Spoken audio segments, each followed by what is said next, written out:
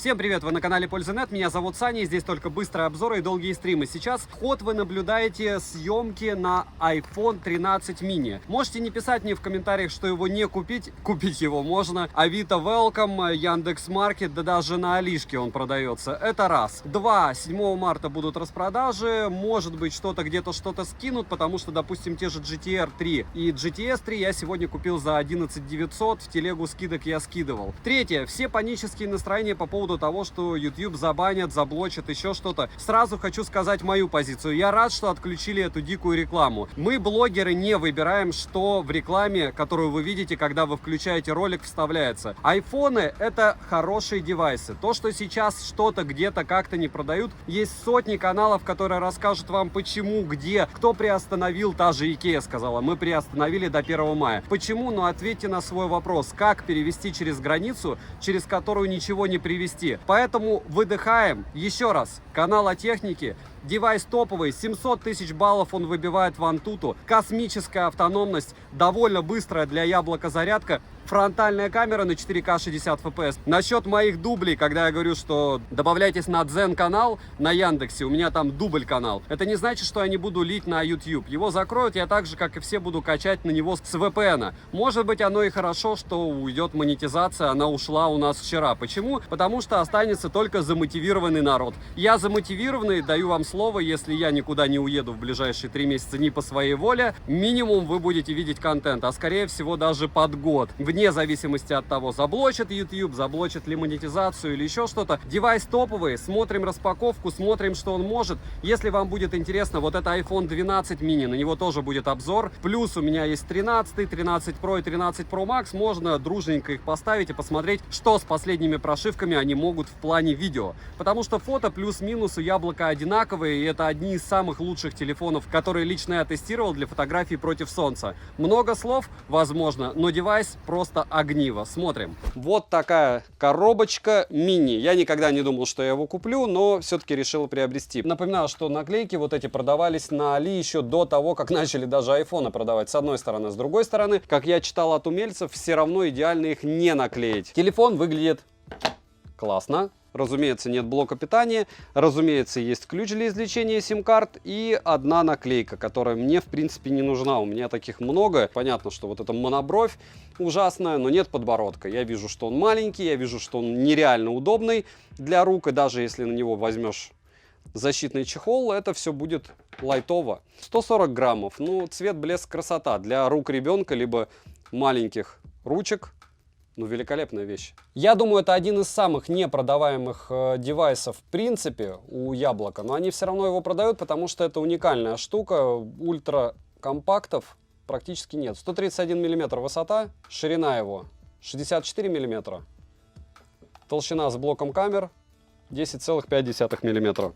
Смотрим. Розыгрыши море. Читаем описание, какие сейчас актуальны постоянные. Это 5 Mi Band 6 серии. Разыгрывается за лайк, подписку и комментарий к любому видео. Единственное, за февраль будем в серединке марта разыгрывать. Подписывайтесь с колоколом. Перейдем же к смартфону iPhone 13 mini. Полетели. Поставляется данный девайс в 5 вариантах расцветки. Это красный, белый, черный, синий и розовый. Все цвета все еще в наличии. В магазинах их море. Единственное, ценники не радуют. Тыльная часть выполнена из стекла, рамки алюминиевые, а с фронтальной части Ceramic Shield. Дизайн минималистичный, прямые грани лично, как мне, смотрятся интереснее, чем закругленные, которые мы видели последний раз в 11-й линейке айфона. Но здесь каждому свое. На этот счет смысла спорить нет. Это же дизайн. И что еще я бы хотел в плане дизайна отметить, за время использования 13 mini и не только, их минимализм не надоедал, как бывает иногда у смартфонов других производителей, которые я тестирую. Те же Xiaomi постоянно как копипаст стараются, притом не себя делать. В руке лежит смартфон более чем удобно из-за своих габаритов и веса. Минус только то, что не совсем удобно печатать 2 пальцами. Не такой уже большой экран для этого. Тыльная часть маркая, но в моем случае из-за белого цвета отпечатки не видно. На корпусе расположена кнопка питания, качель регулировки громкости, переключатель режимов, механический, как мы любим, как в OnePlus. Или в OnePlus, как в iPhone, правильно, наверное, сказать. Разъем Lightning версии 2.0, такой вот эпичный фейл, но они от него не уходят, только на планшетах они Type-C ставят адекватно и все. Микрофоны, динамики, основной разговорный, звучание здесь, разумеется, стерео, и оно отличное, как и во всей линейке, которая у меня на руках. Dolby Atmos на борту, далее есть слот на одну сим-карту, и это, конечно, фейл, как и то, что нельзя расширить внутреннюю память с помощью microSD. С другой стороны, на данный момент я встречал подобное только у Huawei P50 Pro, только в нем можно было память запихивать из флагманов. Ко всему хорошо, что есть поддержка eSIM до 2 штук. Но понятно, если вы заводите 2 eSIM-ки, вы физическую карту использовать не можете. Официально защиту от влаги заявили IP68, конечно же, я протестировал его, окунув его на 30 секунд в проточную воду, с ним ничего не произошло. Мини-джека инфракрасного порта, конечно, нет. Летим дальше. Смартфон оснащен дисплеем на 5,4 дюйма OLED Super Retina XDR с разрешением 2340 на 1080 пикселей, 476 пикселей на дюйм. Матрица экрана абсолютно плоская, прочь водопады, я их тоже не люблю. Широкий цветовой охват стандарт на P3, яркость до 800 кандел на метр квадратный и до 1200 кандел на метр квадратный при просмотре контента в формате HDR, а 1200 это за глаза и за уши. При ярком освещении лично мне яркости хватает, вглядываться не приходилось. Картинка отличного качества, яркая и насыщенная. Частота обновления экрана 60 Гц, шим на 100% яркости 4%, на 50% 6%, на минимальной 15%, на нуле 18%. Как по мне, показатели очень хорошие для такого экрана. Я вообще такие, по-моему, и не встречал. Можете мне напомнить, у кого шим меньше. Автояркость работает точно и плавно подстраивает яркость под освещение. Под разными углами тон картинки бросает в желтый оттенок, Always On Display в наличии нет, но можно сторонними программами настроить, как всегда, включенный экран на постоянку. Я, конечно, не советую подобным заниматься, это способствует выгоранию пикселей. Далее, мультитач есть и берет все 10 пальцев, но чтобы добиться этого результата, нужно попотеть, экран-то небольшой. Разблокировать экран можно при помощи распознавания лица, и да, минус в том, что нет сканера отпечатка пальцев. Распознавание лица срабатывает стабильно, хорошо и быстро. Завести биометрические данные можно только одного лица. Смартфон также поддерживает технологию True Tone. Летим дальше. Чип A15 Bionic с техпроцессом 5 нанометров и 6 ядрами, максимальная тактовая частота которого 3,2 ГГц. Новый 4-ядерный графический процессор и 16-ядерная система Neural Engine. Интерфейс iOS 15.3.1, оперативной памяти 4 гигабайта и внутренней памяти на выбор 128, 256 и 512. По поводу того, как 4 гигабайта работает в айфонах и почему этого достаточно, в сети просто море роликов и статей. Имеется поддержка высокоскоростного Wi-Fi 6 серии, поддержка 5G сетей, что нас пока не особо интересует и вряд ли в ближайшее время теперь будет интересовать. А может быть и будет, Huawei придут и все построят. 4G бенды 7 и 20 на борту, звучание при разговоре отличное, датчик приближения работает без проблем, записи разговора, конечно же, нет. Вибромоторчик хороший, но настроить силу вибрации нельзя, во всяком случае в стоке. Bluetooth версии 5.0 и он не последний, что странно, потому что смартфон последней версии. NFC поддерживается, но на данный момент это не совсем актуально, хотя опять же сегодня я расплачивался через Apple Pay без проблем. Я не собираюсь разбираться в тонкостях. Смартфон имеет большой спектр полезных функций для удобного использования. Из навигации на борту GPS GLONASS, Galileo, QZSS и Beidou. Также есть цифровой компас и функция точного определения iBeacon. GPS-тест на холодную показывает точность 4 метра при условии, что рядом есть высотки. Емкость аккумулятора 2460 мАч,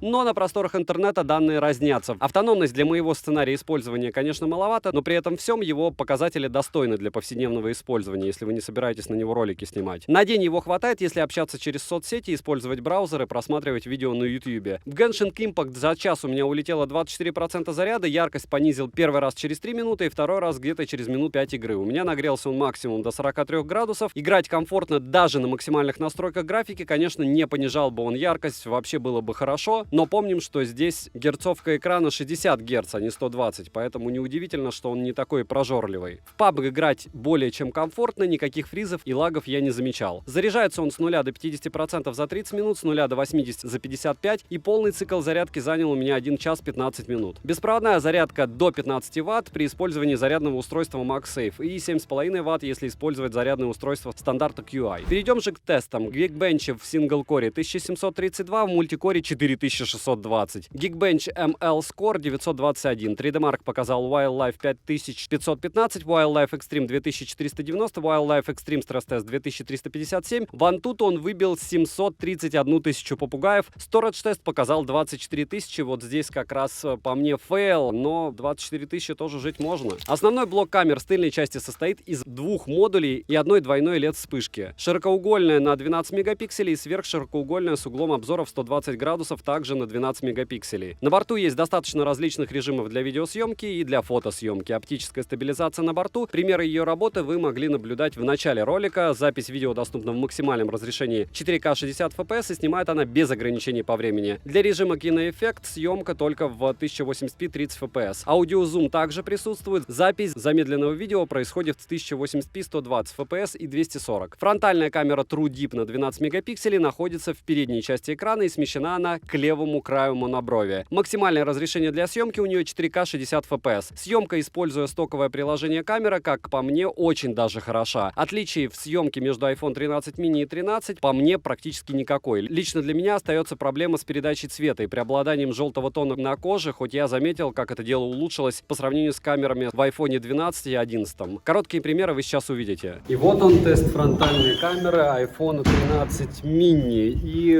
можете писать мне, можете не писать, что это все дело не достать. Достать проще простого, если это опять же вам будет необходимо.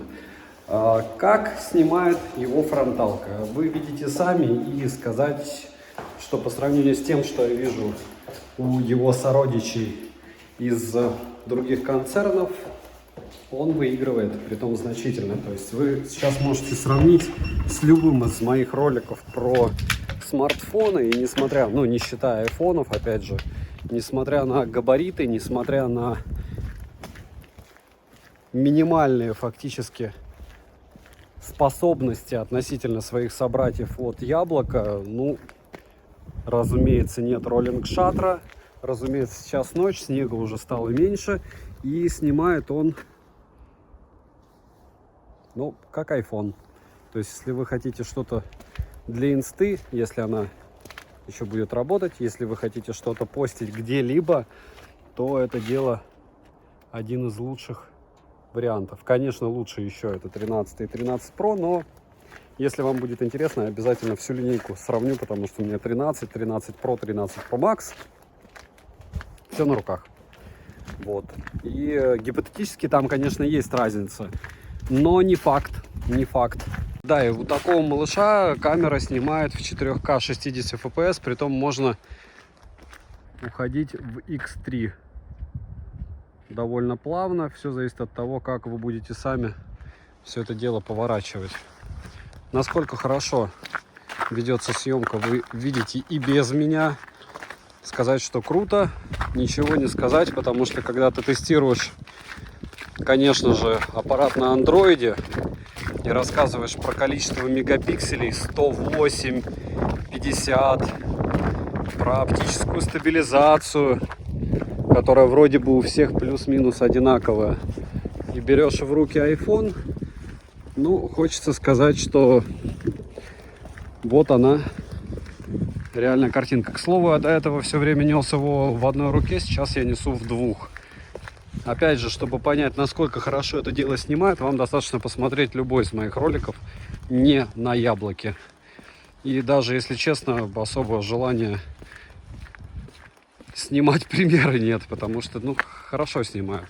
Из компактов, может быть, лучше в каких-то моментах пиксель, но скорее я скажу, что для меня он лучше по фото. Опять же, по каким-то моментам, но точно не по видео. А еще помните запотевающие камеры у Realme 9 Pro и у Xiaomi 12, 12X и 12 Pro. К слову, еще раз повторяю, что не у всех партий была эта беда. Немного съемки на ширик. Также снимаю с двух рук. Довольно сильный ветер. Скорее всего, микрофоны слегка захлебываются, но цель оправдывает средства, потому что посмотреть, как ультраширик работает ночью, это, конечно, дело, я считаю, довольно полезное всегда. Разумеется, с ширика можно уйти на X1, но качество, сами видите, какое. Разумеется, максимальное разрешение у основной камеры 4К 60 FPS. Смотрим, как отрабатывает автофокус. Все максимально плавно, максимально четко, и это не то, что нервирует. Да. Теперь, я думаю, многим, кто купил Android, становится ясно, почему Яблоко стоит дороже. Сложная локация, пройдусь для вас. Очень много неоновых огней и даже чуть-чуть не справляется в каких-то моментах. Но идеального ничего не бывает. Сами все видите. Если стараться идти плавно, вот сейчас максимально плавно, опять же помним, что можно использовать стабы, но это чуть-чуть другая история. То снимает он неплохо, если не особо беспокоиться о том, как вы будете шагать, то примерно вот так вы будете снимать. Сегодня даже 2 ночи нет. Видите, как хорошо снимает. Вот самое сложное, что может быть, как вы помните, это самое неприятное для всех фронталок, всех смартфонов. Переход, притом с ужасным освещением, и как я вижу, ну, наверное, опять же, лучше посмотреть вам на то, как справлялись камеры других телефонов. Микрофоны я не уверен, что отрабатывает лучше всего, потому что к яблоку у меня есть определенного рода вопросы, особенно к шумодаву. Мне не кажется, что у них лучшие микро. А вот к съемке, особенно фронталки, это Samsung топы и, разумеется, яблоко. Если вы знаете еще какие-то, можете написать. К слову, до этого примеры были в HD качестве, сейчас 4К 30 FPS, что в принципе даже очень неплохо, потому что тот же OnePlus 10 Pro, который стоит намного дороже, имеет фронталку, которая снимает в меньшем разрешении. И это есть не радость. Но и в HD, согласитесь, все было довольно неплохо. Вот так будет вас снимать фронтальная камера ночью, если вы решите с айфоном, учитывая его новую стоимость, пройтись, погулять в руках. Но если что, можно всегда сказать, что это неудачный пиксель, какой-нибудь пиксель 2 в чехле. 4К 60 FPS, немного другая локация, Гражданский проспект. И вот в вечернее время так это все дело будет выглядеть. Если встать и постараться красиво снимать, в принципе, я думаю, картинку вы видите. На маленьком экране я, к сожалению, сейчас ее оценить не могу, но смогу для вас оценить потом на большом и сказать в итоге, резюмирую, как мне все-таки эта съемка. Пока меня все радует. И стаб радует, и картинка радует, и скорость работы, что немаловажно. Основная камера 4К 60 FPS. Будем проверять на стрессоустойчивость теперь уток. И насколько хорошо снимает iPhone 13 mini. Вы сейчас видите, он практически вплотную подошел. И догоняю. Хорошо снимает, хорошая стабилизация. Напоминаю, что 1 число марта, и можно, разумеется, делать X3. Они отсюда никуда и не улетали, уточки. Насколько плавно возвращается и используется зум, вы видите. По автофокусу, но если он ночью великолепно отрабатывал плавно и красиво, то днем-то тем более. Да, к iPhone 13 mini также вопросов по съемке никаких нет и быть не может. Единственное, здесь в стоке нет паузы, но есть программы для этого, но это тоже минус. И возможность фотографировать, разумеется, есть. Но она почему-то у меня не активируется.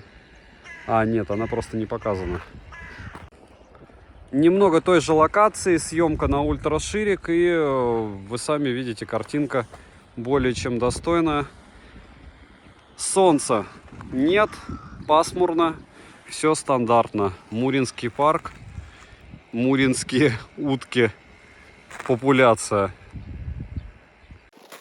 Фронтальная камера 4К 60 FPS, Мурина, и вот так в парке он будет вас снимать. Я считаю, что как минимум достойно, как максимум роллинг-шаттера нет. Бороду видно, цвет очков правильный, и в целом даже стаб, несмотря на то, что я иду по крайне неприятной поверхности, отрабатывает хорошо. И не надо мне писать, что iPhone не купить, iPhone купить. Поверьте мне, даже в союзах можно было купить все, было бы желание, тем более в больших городах.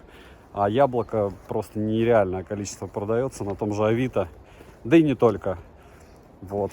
На Алишке то же самое. Поэтому смотрим, если кому-то еще интересно, я уверен, что ничего не будет в плане отсутствия возможности купить, были бы деньги. Фронталка той же локации в Мурино уже днем. И здесь уже HD качество, не 4К. Видите? То есть, несмотря на то, что верчусь я максимально быстро, камера не глючит. Это хорошо. И мне прям интересно, вот сейчас я уже снимаю в 4К. Реально, те, кто смотрит на телефонах, кто-нибудь видел разницу между HD в 30 FPS и 4К в 60 FPS? Вот в такой локации. Мне кажется, что на экранах телефонов со стандартным разрешением, ну, может быть, детализация только чуть-чуть заметна, а в целом картинка плюс-минус одна и та же. Съемка в режиме киноэффект, об этом все все прекрасно знают. Многие говорили, разумеется, максимальное разрешение, опять же, снимаю с фронталки, это 1080p, ничего не поменялось. Все это дело потом практически без проблем настраивается уже в самом телефоне, то есть вы можете менять фокус. Старая тема, по мне бесполезная, потому что, опять же, это все более-менее прилично выглядит только на не крупных экранах. Но интересненько, все еще актуально по мне, потому что лучше, чем у яблока, это никто не реализовал пока.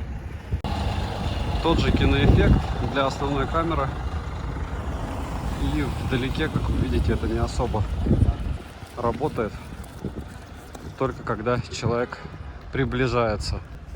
Минусы. Если не вглядываться в железо, а пройти по минусам, которые я встретил во время использования, то я отмечу, конечно же, это сброс яркости в играх, нет возможности расширить внутреннюю память картой памяти, нет Touch ID, и сказать, что операционная система работает идеально, я также не могу. В ней присутствует подвисание, непонятные ошибки, из-за которых вылетают какие-то приложения. Притом я хожу специально с OnePlus 10 Pro, обзор на который вы можете посмотреть по ссылке в правом верхнем углу, и iPhone 13 Pro. До этого ходил, сейчас iPhone 13 Pro Max, с iPhone 13 Pro ходит мой оператор Игорь. И смысл в том, что, нет идеального ничего. К сожалению, даже яблоко, без разницы какой это девайс, мини или Pro Max, подвисает в определенных приложениях. У миньки еще проблема, по мне, это размер экрана. Если у вас не маленькие руки, то вы будете печалиться. Это телефон для детей, либо для подростков, либо для тех, кому нужен суперкомпакт. Опять же, по объективным причинам. Если вы строчите посты постоянно в Телеграме, который, я надеюсь, вряд ли заблокируют, то это не ваш телефон. Цена по ссылке в описании к видео. Сколько на Томоле осталось еще остатков и сколько всего в игре будет сейчас, я не знаю. По факту они довольно прилично и адекватно продают смарты. Я уже купил всю линейку, как вы заметили. И осталось обзор сделать на 13 Pro Max и на iPad Pro на 12,9 дюйма. Поэтому смотрим промокоды в моем телеграм-канале по ссылке в прикрепленном комментарии. 7 марта начинается распродажа. Как раз под это дело вы видите этот обзор. И резюмирую. Девайсу однозначное да, просто супер смартфон.